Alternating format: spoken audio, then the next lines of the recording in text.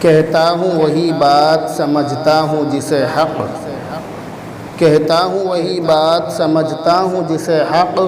نہ ابلہ مسجد ہوں نہ تہذیب کا فرزند، ہیں اپنے خفا مجھ سے تو بیگانے ہیں ناخوش، ہیں اپنے خفا مجھ سے تو بیگانے ہیں ناخوش، میں زہر ہلاہل کو کبھی کہہ نہ سکا قند۔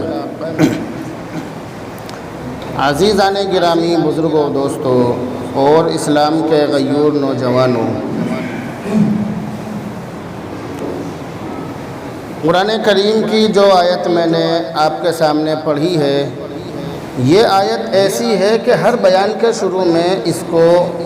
میں عام طور سے پڑھتا ہوں، کیونکہ میرے جو سارے بیان ہوتے ہیں وہ اسی کے تحت ہوتے ہیں۔ جتنے بھی بیان اور جتنی بھی باتیں میں عام طور سے بتلاتا ہوں وہ سب اسی آیت کے تحت اور اسی کی روشنی میں بتلانے کی کوشش کرتا ہوں۔ آیت بہت مشہور ہے اور آیت ایسی ہے کہ ہر بیان پر فٹ ہو جاتی ہے، اس لیے زیادہ تر آپ میری زبان سے یہی آیت سنتے ہیں، یا ایھا الذین آمنوا ادخلوا فی السلم کافۃ، اے ایمان والو اسلام میں پورے داخل ہو جاؤ۔ اس آیت کے اندر اللہ تعالیٰ نے ایمان والوں سے یہ مطالبہ کیا ہے اور ایمان والوں کو یہ حکم دیا ہے کہ اسلام میں سرسری طور سے نہیں، دکھلاوے کے لیے نہیں، تھوڑے بہت نہیں، بلکہ پورے داخل ہو جاؤ۔ اور جو میں نے آپ کے سامنے عربی زبان میں قرآن کریم کی آیت کے بعد جو پڑھا ہے یہ بہت مشہور ہے، کتابوں کے اندر یہ عام طور سے لکھا ہوتا ہے۔ اس کا ترجمہ یہ ہے کہ معاشرہ ایسے بناؤ جیسے بھائی ہوتے ہیں، یعنی آپس میں ایسے رہو جیسے سگے بھائی ہوتے ہیں، چاہے کوئی کسی بھی ملک کا رہنے والا ہو یا کسی بھی علاقے کا رہنے والا ہو یا کسی بھی گاؤں کا رہنے والا ہو۔ جب دو لوگوں کی آپس میں ملاقات ہو تو ایسے ملاقات ہو کہ جیسے ہمارا بچھڑا ہوا بھائی ہمیں مل گیا، چاہے اس کی برادر کچھ بھی ہو، وہ کسی بھی خاندان کا ہو، کسی بھی معاشرے کا ہو، کسی بھی قبیلے اور کنبے کا ہو، لیکن جب بات آتی ہے معاشرے پر،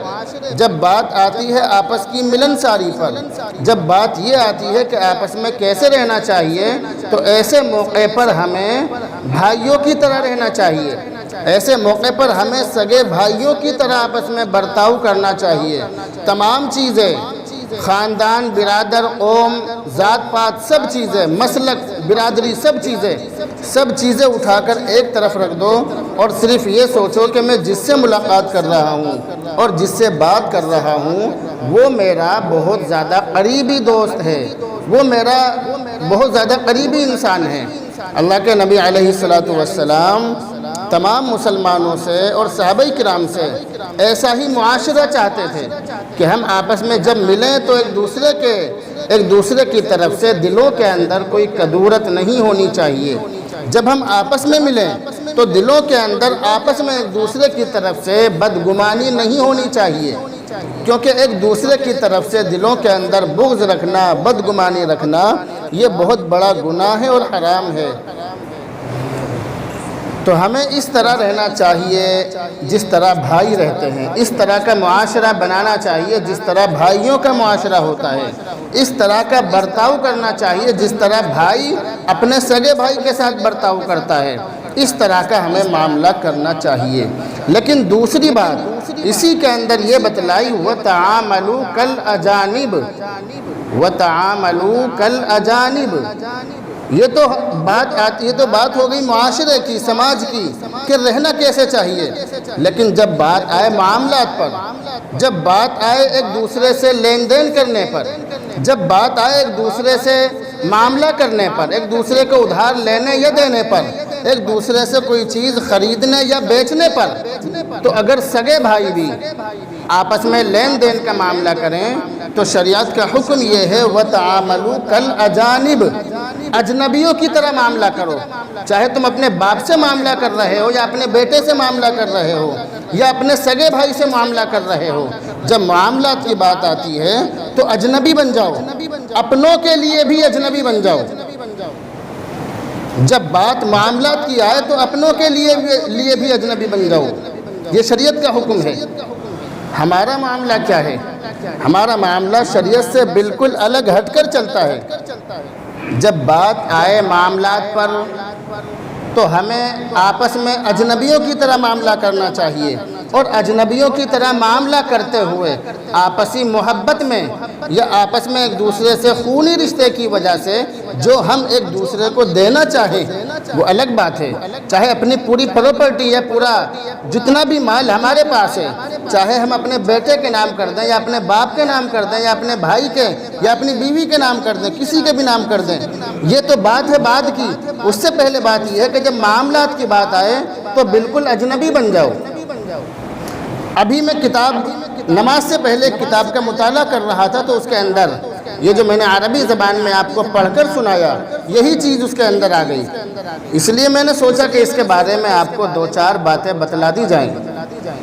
جب ہمارا معاملہ ہو، جب ہم لین دین کریں تو بالکل اجنبیوں کی طرح کریں۔ بہت سے لوگوں کے اندر ہم نے یہ دیکھا ہے کہ جب مسجد کا امام ان کے پاس یا کوئی مولانا صاحب ان کے پاس کوئی سامان لینے جاتے ہیں تو وہ کہتے ہیں کہ جی مولانا رہنے دو، پیسے مت دو، کوئی ضرورت نہیں ہے پیسوں کی۔ مجھ سے بھی بہت سے لوگ ایسا کہتے ہیں، تو میں انہیں یہ جواب دیتا ہوں کہ اب کی مرتبہ تو تم نے مجھے سامان دے دیا ہے، لیکن اگلی مرتبہ جب میں تمہارے پاس سامان لینے آؤں گا تو تم مجھے سامان نہیں دو گے، تم یہ کہہ دو گے کہ میرے پاس میں یہ سامان نہیں ہے۔ معاملات رکھو، پیسے کا لین دین رکھو۔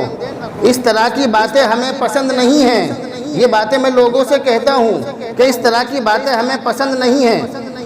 آپ کے پاس اگر ہم کوئی سامان لینے جائیں یا آپ کے پاس آپ کا کوئی قریبی شخص کچھ سامان لینے آئے، چاہے وہ کتنا ہی بڑا حضرت جی ہو، آپ اس سے پیسے ضرور لیں،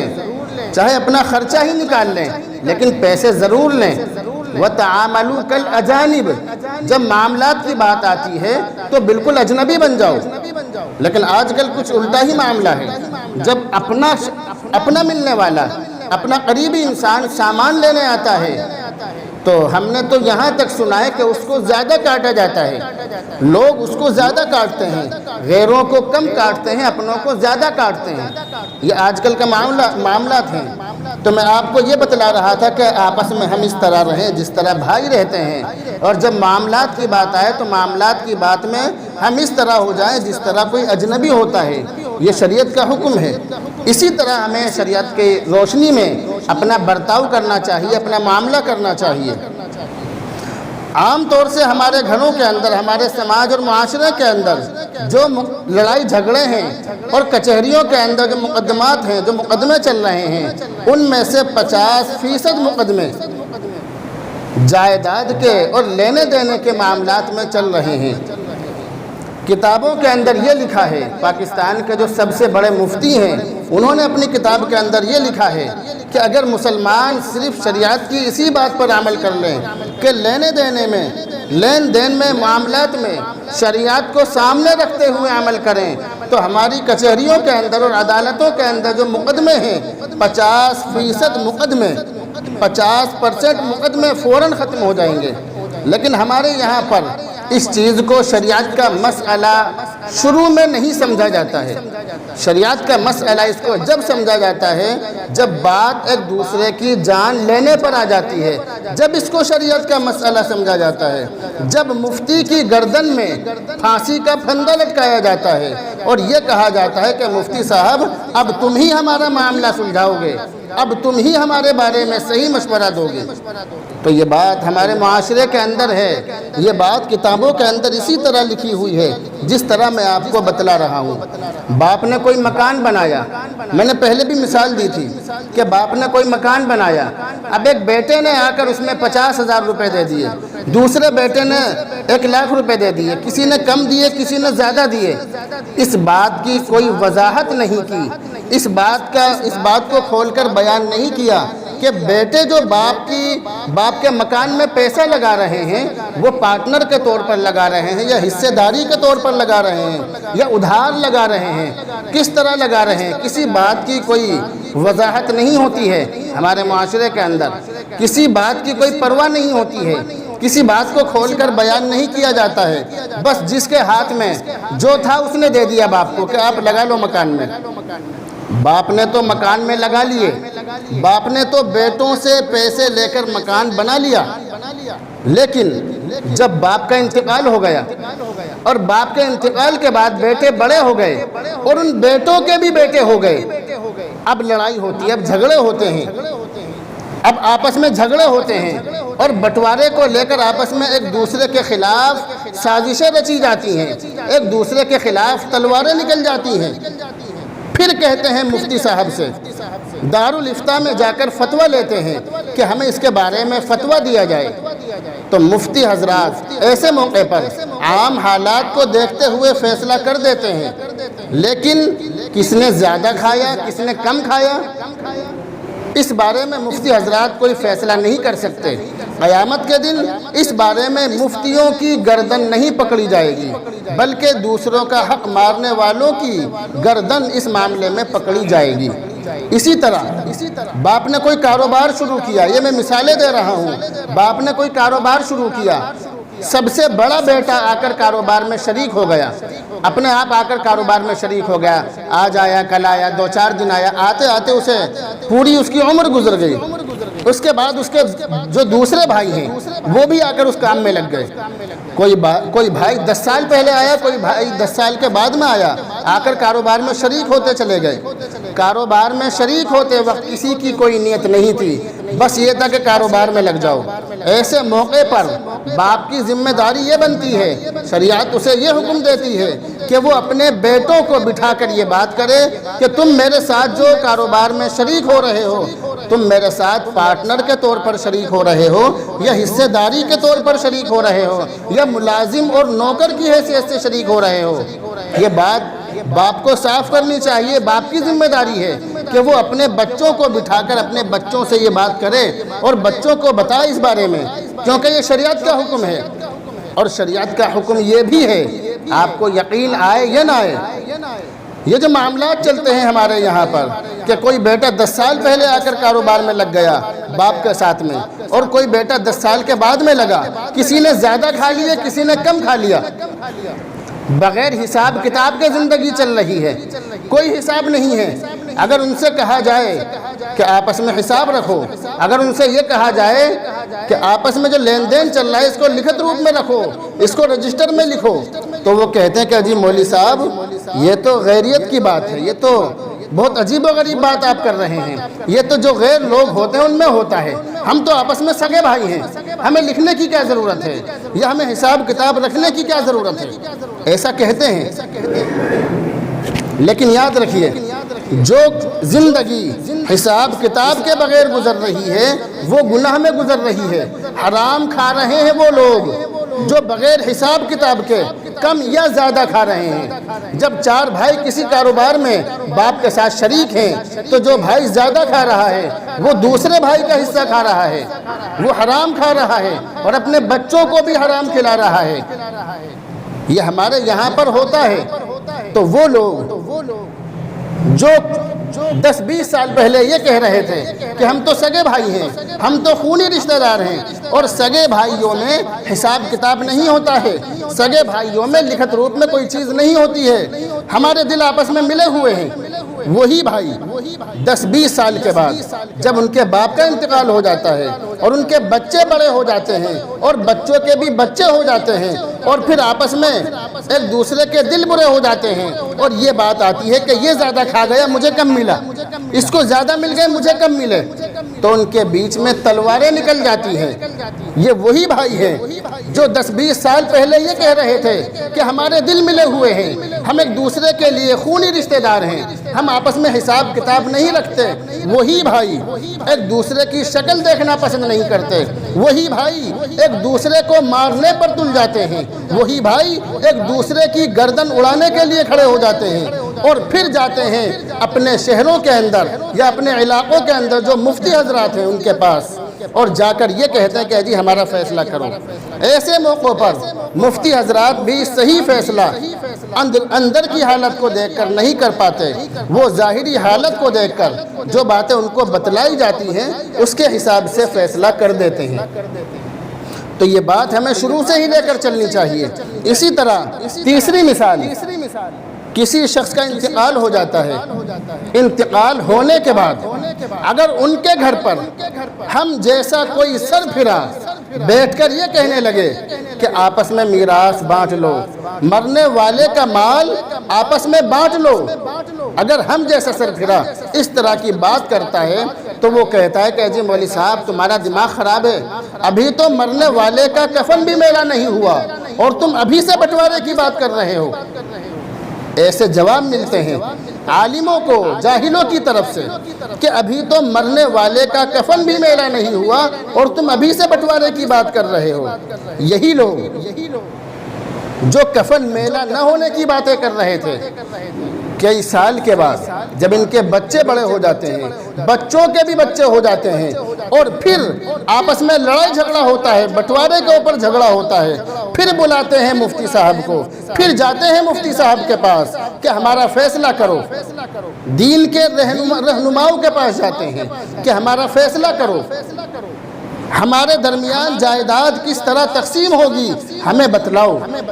ایسے موقع پر مفتی حضرات بھی ظاہری حالت کو دیکھ کر فیصلہ کرتے ہیں، اندر کی حالت سے وہ بھی بے خبر ہوتے ہیں۔ تو یہ وہ باتیں ہیں کہ جو باتیں نیت خراب نہ ہونے کی وجہ سے ہمارے بیچ میں ہوتی ہیں، یعنی ان لوگوں کی نیتیں خراب نہیں ہوتی ہیں۔ جو میں آپ کو بتلا رہا ہوں، باپ نے کاروبار شروع کیا تو جو بیٹے شریک ہو رہے ہیں وہاں پر باپ کی یا بیٹوں کی نیت میں کھوٹ نہیں ہوتا عام طور سے۔ اسی طرح